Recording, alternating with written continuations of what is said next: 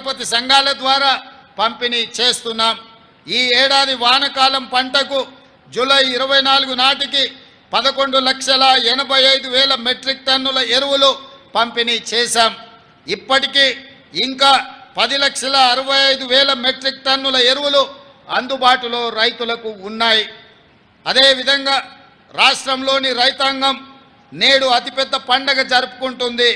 ఇంతకాలం రుణభారంతో బతుకు భారమై తెలంగాణ రైతన్నలు నేడు తల ఎత్తుకొని దర్జాగా తిరిగే రోజులు వచ్చాయి। ఎన్నికల సందర్భంగా వరంగల్లో ప్రకటించిన రైతు డిక్లరేషన్కు అనుగుణంగా దేశంలో ఎక్కడా జరగని విధంగా రైతన్నలకు 2 లక్షల రూపాయల వరకు ఏకకాలంలో రైతు రుణమాఫీ చేసి రైతు కుటుంబాలను ఆదుకోవాలన్న ఆలోచన ఆ కార్యక్రమాన్ని మొదలుపెట్టి దిగ్విజయంగా ముందుకు తీసుకెళ్తున్నది ప్రజా ప్రభుత్వం। ఇది అసాధ్యమని చాలామంది వక్ర భాషలు చెప్పారు। కానీ మా ప్రభుత్వం మాట ఇచ్చిన ప్రకారం రైతన్నలకు 2 లక్షల రూపాయల వరకు ఏకకాలంలో రుణమాఫీ కార్యక్రమాన్ని అమలు చేసి చూపిస్తున్నాం। దీనిపై ప్రతిపక్షాలు రంధ్రాన్వేషణ చేస్తున్నాయి। ఈ సందర్భంగా నేను చెప్పదలుచుకున్నాను, పథకంలో అర్హులైన ప్రతి రైతుకు న్యాయం జరుగుతుంది। సాంకేతిక కారణాలతో ఎక్కడైనా చిన్న ఇబ్బందులు వస్తే వాటిని పరిష్కరించే బాధ్యత ప్రజా ప్రభుత్వం తీసుకుంటుంది, వ్యవసాయ శాఖ తీసుకుంటుంది। కలెక్టర్ కార్యాలయాల్లో ప్రత్యేకంగా కౌంటర్ ఏర్పాటు చేసి ఈ సమస్యల మీద వచ్చే రైతులను వాళ్ళ సమస్యలను తెలుసుకొని పరిష్కరించే బాధ్యత తెలంగాణ రాష్ట్రంలో ఉన్న అన్ని జిల్లా కలెక్టర్లకు ఆదేశాలు ఇవ్వడం జరిగింది। తొలి దశలో 1 లక్ష రూపాయల వరకు ఉన్న రుణమాఫీ సొమ్ము 6,035 కోట్ల రూపాయలను జూలై 18న నేరుగా రైతు ఖాతాలలో ప్రభుత్వం జమ చేసింది। దీనివల్ల 11,34,000 మంది రైతన్నలు రుణ విముక్తి పొందారు।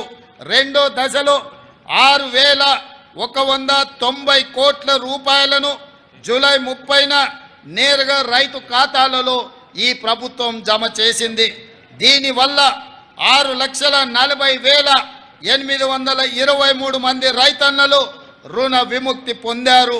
కాగా 2 లక్షల రూపాయల వరకు గల రుణాలను ఈరోజు మాఫీ చేసుకోవడం ద్వారా ఒక అద్భుత ఘట్టాన్ని మనం ఆవిష్కరించుకోబోతున్నాం। దేశానికి స్వతంత్రం వచ్చిన రోజే తెలంగాణ రైతుకు ఆర్థిక స్వతంత్రం వచ్చిందని ఘనంగా చెప్పుకునే రోజు ఈ రోజు। ఈ కార్యక్రమంతో మా జన్మ ధన్యమైందని మేము భావిస్తున్నాం। ఎందుకంటే దేశానికి పట్టెడు అన్నం పెట్టే అన్నదాత సుఖ సంతోషాలతో ఉంటే దేశం సుభిక్షంగా ఉంటుందని మేము ప్రగాఢంగా విశ్వసిస్తున్నాం। అందుకే 31,000 కోట్ల రూపాయలు వెచ్చించి రైతులను రుణ విముక్తుల్ని చెయ్యాలని ప్రజా ప్రభుత్వం నిర్ణయం తీసుకోవడం జరిగింది। రైతు బాగుంటేనే రాష్ట్రం బాగుంటుందని విశ్వసించే ప్రభుత్వం మాది।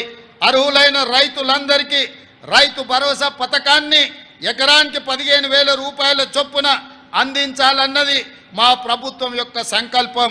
గతంలో అమలు జరిగిన రైతు బంధు పథకం కింద ఎకరాకు ప్రతి సంవత్సరానికి 10,000 రూపాయలు మాత్రమే ఇచ్చారు। అది కూడా అనర్హులకు, సాగులో లేని భూమి యజమానులకు, రియల్ ఎస్టేట్ వ్యాపారులకు కూడా లబ్ధి చేశారు। దీనివల్ల ప్రభుత్వ ధనం దుర్వినియోగం